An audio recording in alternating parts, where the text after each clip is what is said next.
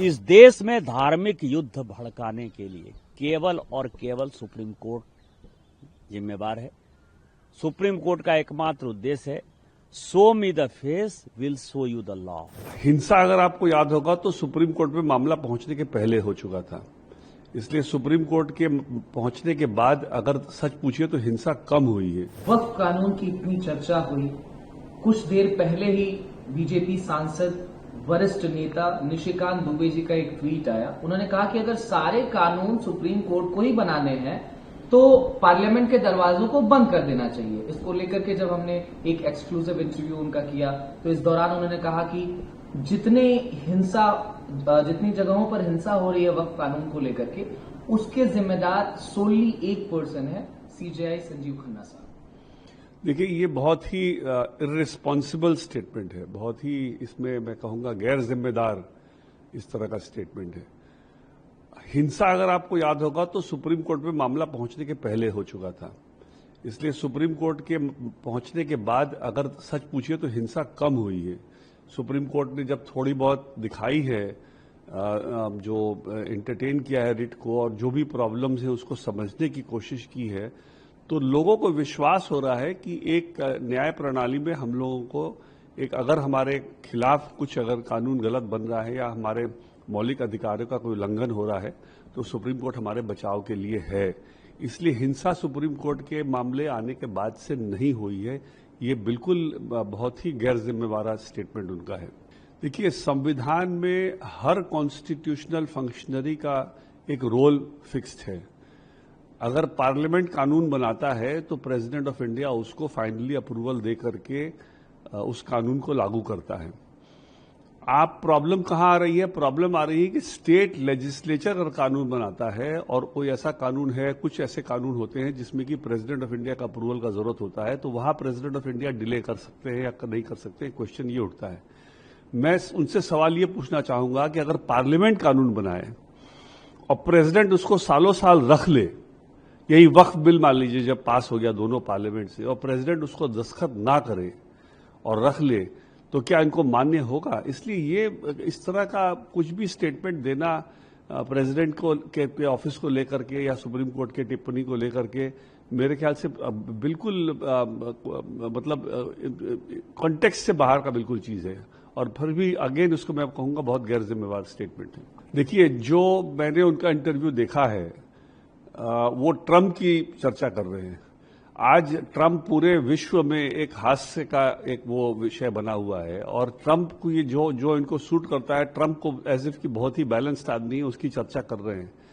जो 377 का जो सुप्रीम कोर्ट ने जो डिसीजन दिया था वो ये नहीं था कि होमोसेक्सुअलिटी सही है, ये बिल्कुल भी जजमेंट से कोई मतलब नहीं है।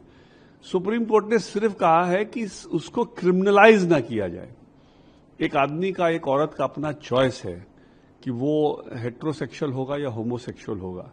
अगर वो होमोसेक्सुअल है तो ठीक है, आप उसको सामाजिक भले उसको वो ना अप्रूवल ना दें, लेकिन उसको क्रिमिनल तो नहीं बना सकते ना। क्रिमिनलिटी कहां से उसमें आप कह सकते हैं? क्रिमिनलिटी बनाने का तो पूरे विश्व में आज के दिन ये क्रिमिनलिटी नहीं है, तो इसलिए 377 सिर्फ क्रिमिनलिटी की बात है, ये नहीं कि कोई होमोसेक्सुअलिटी को कोई सुप्रीम कोर्ट ने कुछ स्टैंप ऑफ अप्रूवल दिया है। बिल्कुल गलत। मतलब ये बिना सोचे समझे अगर कोई स्टेटमेंट देता रहे और सुप्रीम कोर्ट की गरिमा को गिराने की कोशिश करे तो मेरे हिसाब से हम लोग सबका एक उत्तरदायित्व बनता है कि कॉन्स्टिट्यूशनल स्कीम की जो रूपरेखा है उसको बरकरार रखें और देखें कि ऐसे ऐसे गैर जिम्मेवार स्टेटमेंट्स जो हैं इनको जल्दी से जल्दी इनको वो किया जाए, मतलब निंदा की जाए इनकी।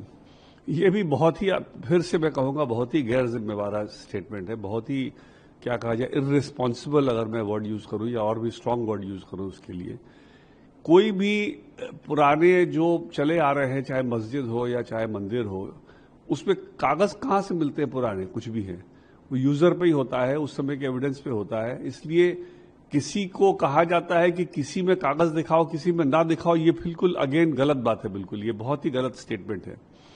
मेरे हिसाब से ये जो एक अटैक सुप्रीम कोर्ट में किया जा रहा है, ये मेरे हिसाब से ये रूल ऑफ लॉ पर अटैक है और रूल ऑफ लॉ पर अगर अटैक है तो मेरे ख्याल से ये डेमोक्रेसी पे अटैक है। ये चाहते नहीं कि कोई भी इस देश में निष्पक्ष तरीके से कोई भी मामले को सुलझाया जाए। ये चाहते हैं कि जो मैं करूं वो सही, माई way is highway.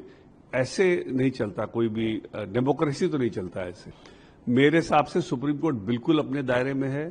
Supreme court का काम है कि लोगों के मौलिक अधिकार का अगर कोई उल्लंघन किसी तरह से हो रहा है, चाहे कानून से भी क्यों ना हो, उसकी रक्षा करना। और सुप्रीम कोर्ट उसकी रक्षा करने में उनके मौलिक अधिकारों के बारे में बात कर रहा है, सुनवाई कर रहा है। और सुप्रीम कोर्ट कोई ऐसा, मैं नहीं समझता कि कोई ऐसी जल्दीबाजी कर रहा है कि कोई उन्होंने ऑर्डर इमीडिएटली कर दिया हो। सेंट्रल गवर्नमेंट के कहने पर उन्होंने 7 दिन टाइम भी दिया है, जवाब फाइल होगा, अगले डेट पे फिर बहस होगी। अगर सेंट्रल गवर्नमेंट अगर दिखा पाएगा कि जो भी हमने कानून बनाया है उसमें किसी भी तबके का कोई मौलिक अधिकार का उल्लंघन नहीं है, तो कोई इंटरिम ऑर्डर आदेश देने की कोई बात नहीं आएगी। अगर कुछ लगेगा कि हाँ इनका एक्सप्लेनेशन सही नहीं है, तो उसमें अंतरिम आदेश भी हो सकता है। इसलिए कोई भी सुप्रीम कोर्ट की तरफ से मैं नहीं कहूंगा कि कोई भी अपने जुरिस्डिक्शन या अपने जो उनके कार्यशाली के प्रणाली के बाहर वो कुछ कर रहे हैं। वो बिल्कुल अपने दायरे में काम कर रहे हैं।